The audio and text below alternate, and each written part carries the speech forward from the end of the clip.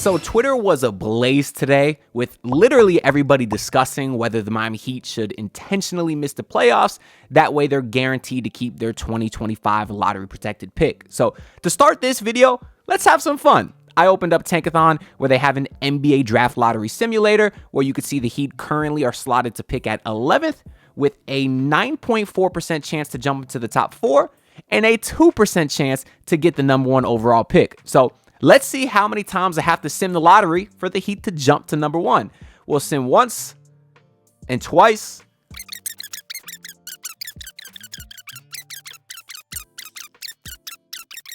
$47 times. 48 times, and the Miami Heat finally land the number 1 overall pick in the NBA draft lottery. Now, I should note that the Heat still have that number 22 pick by the Golden State Warriors. So one of the things that have been discussed is even if the Heat don't miraculously jump to the number 1 spot like we've seen here, it took me 48 times just to get that spot, which I guess is not even that bad considering they only had a 2% chance. But there is always the possibility that maybe the Heat could package that 11th pick and early 20s pick from the Golden State Warriors to maybe jump into the top 6, because there is some other prospects that should interest the Heat a lot outside of the top 4, like a Trey Johnson. He's leading the SEC in scoring, only 19 years old. There's Jeremiah Fears that people like a lot. But of course, the main goal here with all these people saying to intentionally miss the playoffs is to get that first overall pick and draft Cooper Flagg. Although Cooper Flagg did injure his ankle today with Duke, but hopefully everything ends up being okay there. But anyways, the point of this specific exercise is to show you how extremely difficult it is to jump into the number 1 pick of the draft. Now, it has happened before. We discussed this just a couple videos ago. Of course, in 2008, the Chicago Bulls had like a 1.7% chance to get the number 1 pick the year that the Heat were supposed to get it. And then, of course, the Bulls ended up getting it. They got Derrick Rose. The Heat got Michael Beasley. And the rest is history. We even seen the Cleveland Cavaliers. They got it twice within the last decade.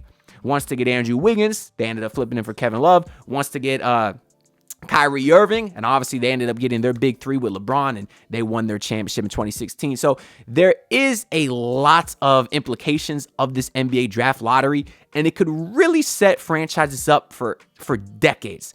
But the point is, it's very, very difficult to get lucky with this stuff. So to base your entire plan around it really doesn't make a lot of sense to me. But anyways, when I was saying that everybody was talking about whether the Heat should miss the playoffs or not today, I mean, literally everyone was talking about it. Now, I did do a video on whether the Heat should tank a couple videos ago, and we talked about a lot of different aspects of that. But in this specific video, I want to talk about the ramifications of getting your draft pick this year or not, because everyone had different thoughts in it today. You had Jorge Sedano, who said making the playoffs is absolutely the move if they can somehow pull it off. You don't want to take the chance of giving up 2 unprotected first. This shouldn't even be a discussion, which to me, I say, if the Heat plan on being good, Pat Riley just said he still thinks they can compete with Boston. He said that like a month ago. If he really believes that, then why would he care about not having protections on a pick next year and the year after that? It's like time to put your money where your mouth is. If you think you can really compete, go all in now.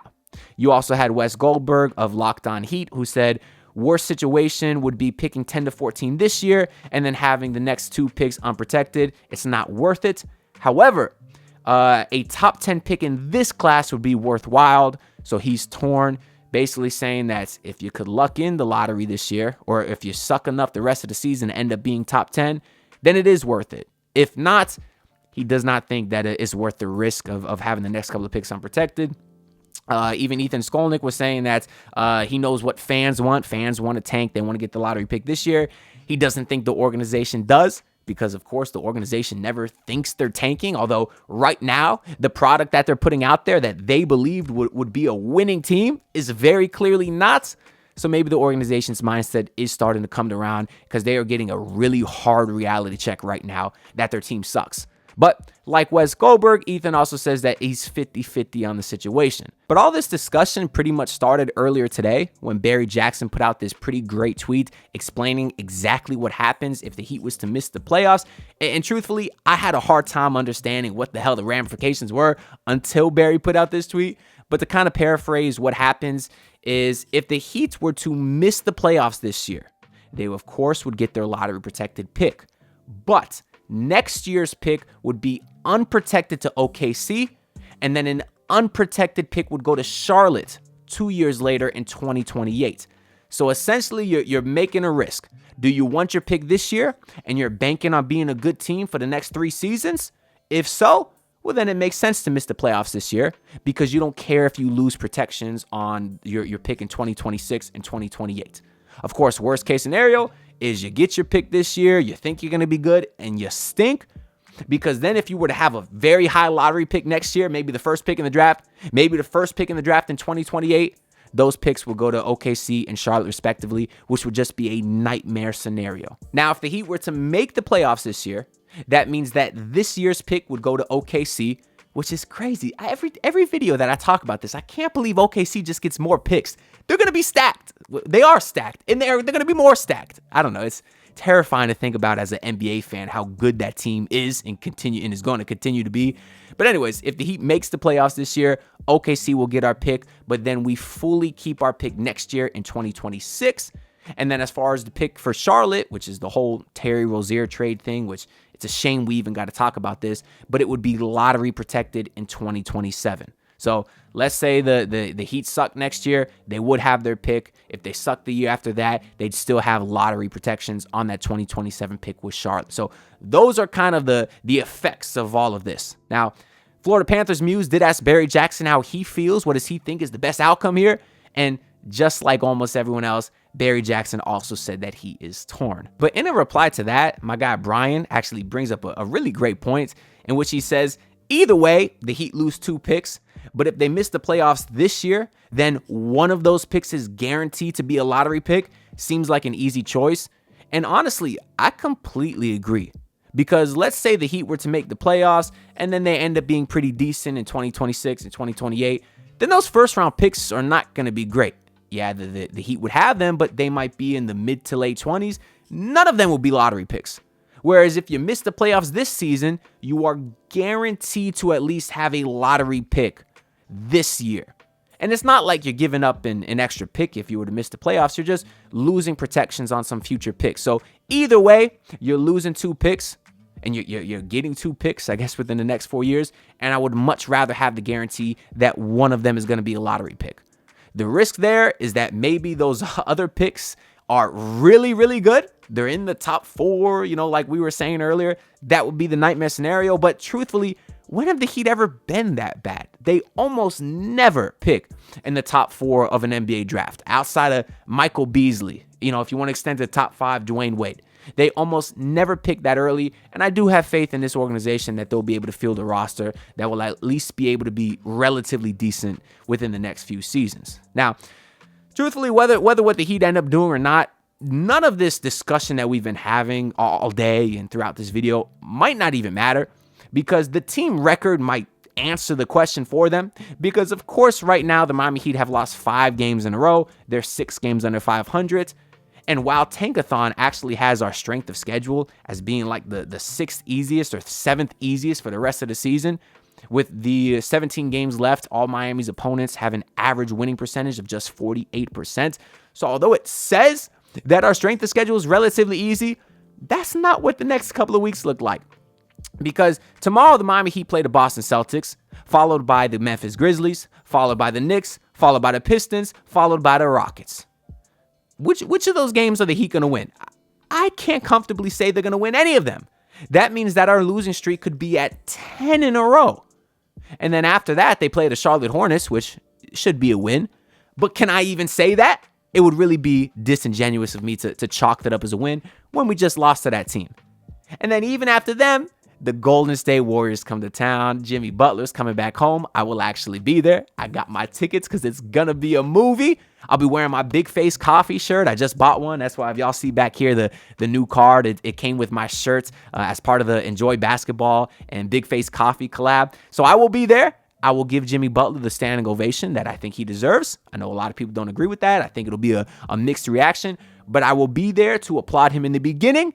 And then I will boo him the rest of the game. Well, maybe not boo him because I don't want to wake up a sleeping dog, but I will be rooting for the Miami Heat. I won't be rooting for Jimmy Butler. I want to make that clear. But if anyone else is at that game on March 25th, come say what's up. I'll be there and definitely recording some content for you guys. But anyways, the Warriors have obviously been playing amazing. So that's likely a loss also. So if the Heat were to lose 6 of these 7 games, then that would mean that they're 30-42, meaning that they'd be guaranteed to finish this season under 500 before March is even over. So you know you'd have a losing record before we even hit April, which is just very, very sad. But now I want to take an updated look at the standings to see if the Heat really can be caught, because of course in the last couple of videos, we've been saying that the Heat are pretty much guaranteed to finish anywhere from 7 to 10, because right now they're 2 games up of the Bulls in 10th.